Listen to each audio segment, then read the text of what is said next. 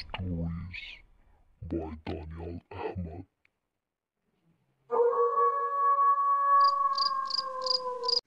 السلام علیکم friends, haunted destination میں آپ سب کو ویلکم کہتا ہوں۔ مجھے امید ہے کہ آپ جہاں ہوں گے خوش ہوں گے، خیریت سے ہوں گے۔ فرینڈز، جیسے کہ آپ جانتے ہیں کہ ہم اپنے کاموں، اپنے معاملات اور اپنی چیزوں سے کتنا پیار کرتے ہیں اور ان کا کتنا خیال رکھتے ہیں۔ کبھی ایسا ہوتا ہے کہ ان میں کوئی گڑبڑ آ جاتی ہے، کوئی ڈس آرڈر آ جاتا ہے، تو ہمیں اس پر فوراً غور کرنا چاہیے تاکہ اس پرابلم کو دور کر سکیں۔ اگر ہم اس پہ غور نہیں کرتے تو کبھی کسی نقصان کا سامنا بھی کرنا پڑ جاتا ہے۔ آج کی ہماری سٹوری اسی سے ریلیٹڈ ہی ہے، جس کا نام ہے گاؤں کا چھلاوا۔ تو آئیے اپنی کچھ کہانی کی طرف چلتے ہیں۔ یہ واقعہ ہے ایک بوڑھی خاتون کا، جو اپنے ساتھ پیش آنے والا دردناک حادثہ بیان کرتی ہیں، جن کا نام ہم ماسی رحیلہ تصور کر لیتے ہیں۔ انہوں نے یہ واقعہ کچھ اس طرح بیان کیا ہے کہ ایک دفعہ رات کا وقت تھا، ہم سب چھت پر چارپائیاں ڈال کر لیٹے ہوئے تھے۔ گاؤں والوں کا معمول تھا کہ گرمیوں میں گھروں کی چھتوں پر ہی سویا کرتے تھے، اسی طرح ہم بھی چھت پر ہی سویا کرتے تھے، میں، میرے چاروں بچے۔ موسم بہت اچھا تھا، چاند کی روشنی کافی تیز تھی، جھینگروں کی آوازیں آ رہی تھیں، سب کچھ بہت خوشگوار اور اچھا لگ رہا تھا۔ ہم سب خوب گپ شپ کر رہے تھے۔ اتنے میں تالاب کے پاس سے کسی بچے کے رونے کی آواز آئی۔ میں اٹھی اور دیکھا تالاب کے کنارے ایک 3-4 سال کا بچہ بیٹھا رو رہا ہے۔ تالاب کیونکہ ہمارے گھر سے قریب تھا، اس لیے میں اٹھی اور نیچے گئی اور باہر جا کر اس بچے کو دیکھا۔ وہ بچہ مستقل روئے جا رہا تھا۔ میں نے اس بچے کو اٹھایا اور گھر لے آئی۔ ہم اب یہ سوچ ہی رہے تھے کہ کون ظالم ہوگا جو اس معصوم بچے کو اتنی رات کو یہاں چھوڑ گیا ہوگا۔ میں یہ سوچ رہی تھی کہ اب اس بچے کا کیا کروں گی، یہ کس کا بچہ ہے، کہاں سے آیا ہے اور اس کو واپس کیسے بھجوانا ہے۔ میں اب یہ سب سوچ ہی رہی تھی کہ وہ بچہ ایک دم خرگوش میں تبدیل ہو گیا اور یہاں وہاں چھلانگے لگانے لگا۔ یہ دیکھ کر میری تو چیخیں نکل گئیں۔ ہم سب گھبرا کر ادھر ادھر بھاگنے لگے۔ ہمارا شور سن کر کچھ ہمسائے بھی پہنچ گئے، تو ہم نے انہیں یہ سب بتایا کہ جو ہمارے ساتھ ہو رہا تھا۔ کچھ آدمی چھت پر اوپر گئے اور واپس آ کر بولے کہ وہاں تو کچھ بھی نہیں ہے۔ یہ بات تو 2-4 دنوں میں سب بھول گئے، مگر یہ واقعہ مجھے میرے ماضی میں لے گیا اور اس خوفناک حادثے کو پھر سے تازہ کر گیا جو میں کبھی نہیں بھول سکتی۔ مجھ پر اتنا خوف بڑھ گیا کہ میں پاگل سی ہو گئی۔ میرے بیٹے مجھے ڈاکٹر کے پاس لے گئے۔ میرا چیک اپ ہوا اور ڈاکٹر نے بتایا کہ میرے دماغ پر برا اثر پڑ گیا ہے۔ اس نے دوائیاں دیں، مگر دوائیوں سے کچھ فائدہ نہیں ہوا۔ میرے ساتھ جوانی میں جو حادثہ پیش آیا تھا، مجھے ڈر تھا کہ خدا نخواستہ میرے بچوں کے ساتھ کچھ ایسا نہ ہو۔ مجھے ڈر لگنے لگا کہ کہیں وہ پھر سے تو نہیں آ گیا۔ ایک بار تو وہ میری زندگی اجاڑ چکا ہے، کہیں اب وہ میرے بچوں کو مزید نقصان نہ پہنچائے۔ پھر میں پرانی یادوں میں کھو گئی۔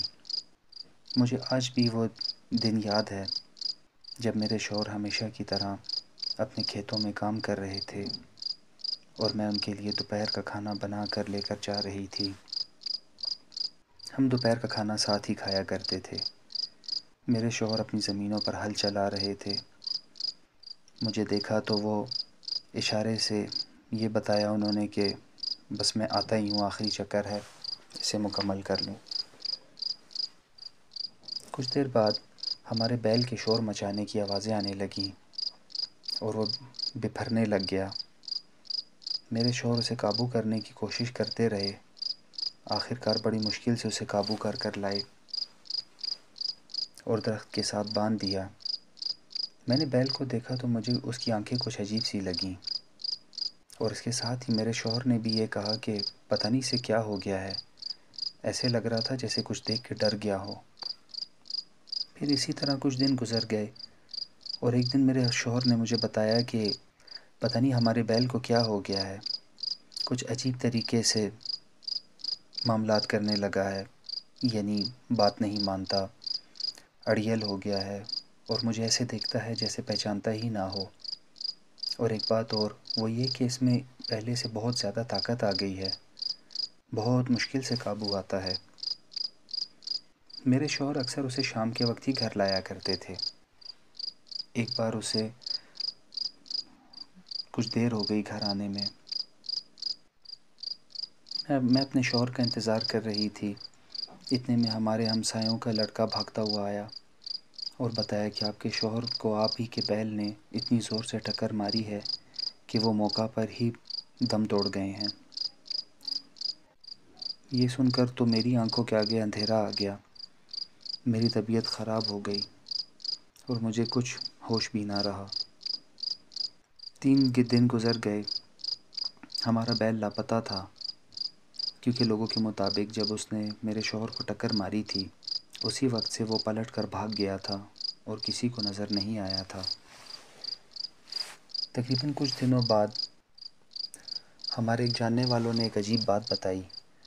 اس نے بتایا کہ ہمارا بیل ہمارے ہی کھیتوں میں مرا ہوا پایا گیا ہے، مگر ایک بات بہت عجیب تھی، جب میرے بیٹے اس وقت تو چھوٹے تھے، وہ جب اسے دیکھنے گئے تو وہ بالکل سوکھ چکا تھا، اس طرح سوکھ چکا تھا جیسے اس کے بدن پر صرف کھال اور ہڈیاں باقی رہ گئی تھیں، اندر خون اور گوشت نام کی کوئی چیز ہی نہیں رہی تھی، حالانکہ اسے غائب ہوئے تقریباً 1 ہفتہ ہی ہوا تھا۔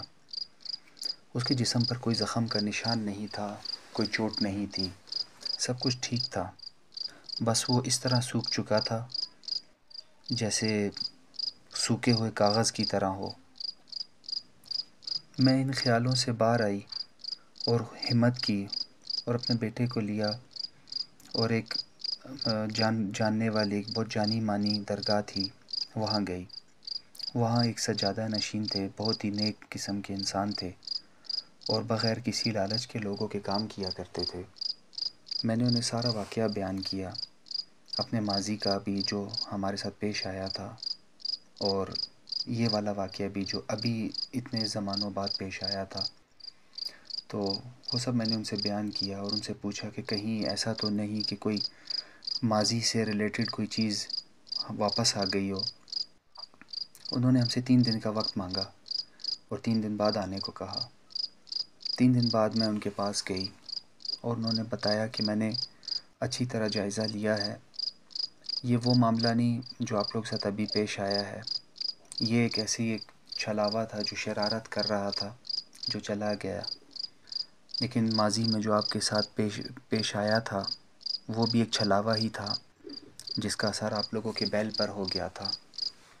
آپ کے شوہر نے اس پہ دھیان نہیں دیا اور اپنے کاموں کو جاری رکھا۔ پھر ایک بار یقیناً ایسا ہوا ہوگا کہ جب بیل بگڑا ہوگا اور وہ چھلاوا اس میں ظاہر ہوا ہوگا اور آپ کے شوہر نے اس کی آنکھوں میں آنکھیں ڈال کر دیکھ لیا ہوگا، یعنی جب انہوں نے بیل کو دیکھا ہوگا تو اس کی آنکھوں کے ذریعے ان کا آنکھوں کا رابطہ ہوا ہوگا۔